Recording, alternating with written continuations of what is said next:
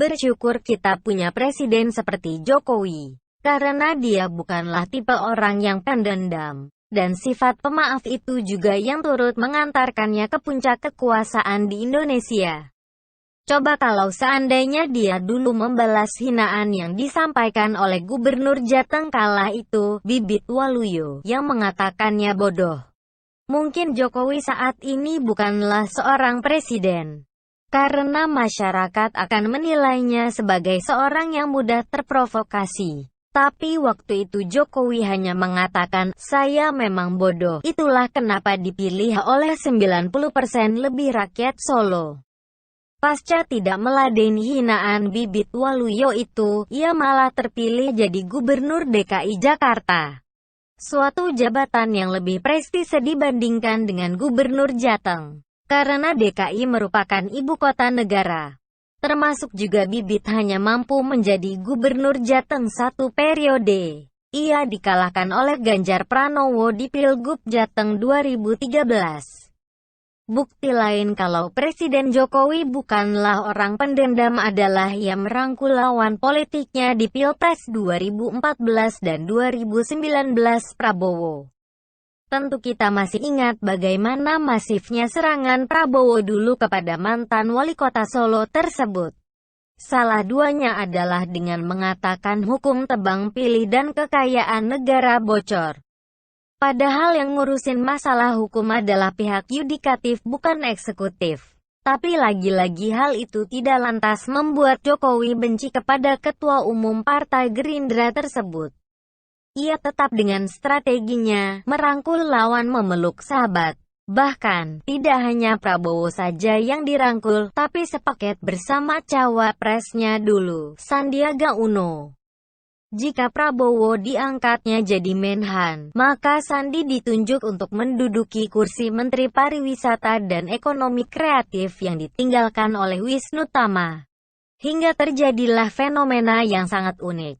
Yakni capres dan cawapres lawan sama-sama ada di kabinet petahana. Sampai-sampai pengamat politik, Denny Jaya Direktur LSI mengatakan, peristiwa langka ini layak untuk mendapatkan World Guinness Book Record. Karena selain di Indonesia, belum ada kejadian di negara manapun yang kabinetnya diisi oleh capres dan cawapres lawan yang kalah. Karena biasanya yang kalah itu menjadi oposisi, tidak malah dapat kursi. Nah, masuknya Prabowo Sandi di Kabinet Indonesia Maju ini menuai pro dan kontra. Mereka yang pro tentu menyadari bahwa persatuan dan kesatuan bangsa adalah di atas segalanya. Ngapain lagi gontok-gontokan? Kan Pilpres udah usai. Lantas, bagaimana dengan yang kontra? Mereka sangat kecewa dengan masuknya Prabowo Sandi di kabinet Jokowi Ma'ruf itu. Sampai-sampai ada yang curhat di Twitter. Salah satunya yang merasakan kekecewaan mendalam tersebut adalah ketua emak-emak pendukung Prabowo Sandi Pepes, Lisa Amarta Taraf. Melalui cuitannya di akun Twitter @lisamartatara3, ia mengatakan, sekarang doa gue adalah ya Allah, mereka Prabowo Sandi telah berkhianat terhadap ketulusan pengorbanan perjuangan kami. Balaskan pengkhianatan mereka dengan siasatmu yang lebih dahsyat. Al-Fatihah. Doanya ngeri, minta pasangan capres-cawapres yang pernah didukungnya dibuat celaka. Allah kok disuruh berbuat jahat, ada-ada aja nih kelakuan kadrun. Yakin doa kayak gitu bakal dikabulkan? Berdasarkan pengalaman yang sudah sih kalau kadrun berdoa, yang terjadi justru sebaliknya. Memang si Lisa ini dulunya berjuang mati-matian agar Prabowo terpilih jadi presiden.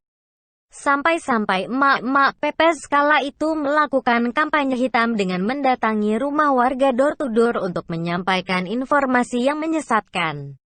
Yakni jika Jokowi Ma'ruf terpilih jadi presiden dan wakil presiden maka azan akan dilarang dan pernikahan sesama jenis diperbolehkan. Ngeri banget fitnah yang mereka lakukan.